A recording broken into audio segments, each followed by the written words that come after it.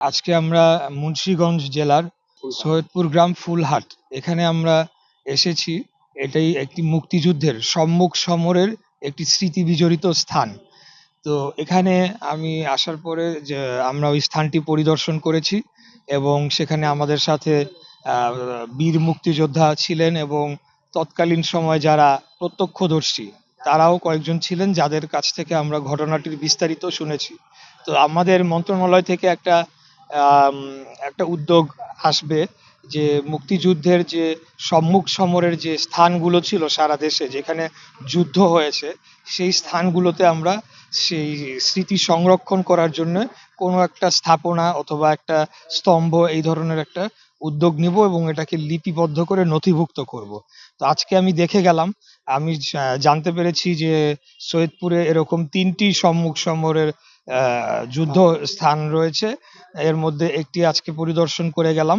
পরবর্তীতে আমরা মন্ত্রণালয়ের পক্ষ থেকে সেখানে এটার পূর্ণাঙ্গ ইতিহাসটা সেটিকে লিপিবদ্ধ করা এবং সেখানে একটা স্মৃতিটাকে সংরক্ষণ করার জন্য কোনো ধরনের একটা স্থাপনা তৈরি করা যায় কিনা সেটার সম্ভাব্যতা যাচাই করে সেই উদ্যোগটা আমরা নিব।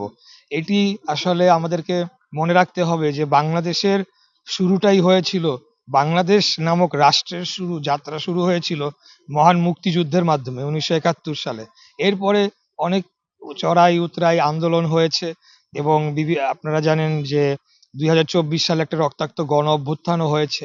তো সবকিছুই ছিল কিন্তু বাংলাদেশের যে মুক্তিযুদ্ধের যে মূল আদর্শ, সেই আদর্শকে ঘিরে বলে আমি মনে করি। বিগত দিনে আমরা দেখেছি যে বিভিন্ন সময় বিভিন্ন আধিপত্যবাদী শক্তি বাংলাদেশকে দাবিয়ে রেখেছে, বাংলাদেশকে করায়ত্ত করে রেখেছিল, তার বিরুদ্ধে বারবার জনগণ ফুঁসে উঠেছে। কিন্তু এটার মূল শুরুটা হয়েছিল 1971 সালে। সেখানে পাক হানাদার বাহিনীর সাথে আমাদের মুক্তি বাহিনী তারা যুদ্ধ করে এবং সেখানে অনেক মানুষ হতাহত হয়, অনেক বাড়িঘর পুড়িয়ে দেওয়া হয়েছিল। তো এইসব ইতিহাসগুলো জানলাম।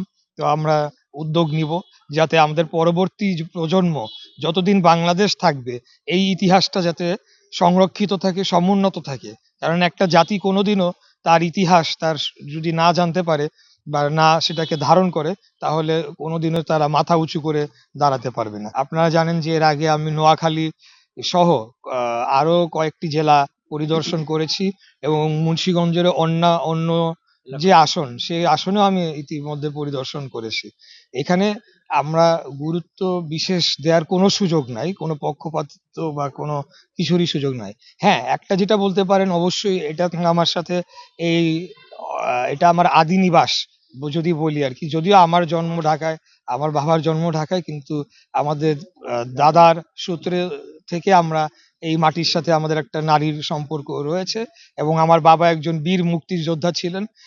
ইতিহাসটা যতটুকু আমি শুনেছি যে এইখানে যে নদীটি রয়েছে ধলেশ্বরী, এই ধলেশ্বরী নদী সাঁতরে আমার বাবা মুক্তিযুদ্ধ ট্রেনিং যোগ দেওয়ার জন্য তিনি সাঁতার সাঁতরে পাড়ি দিয়েছিলেন।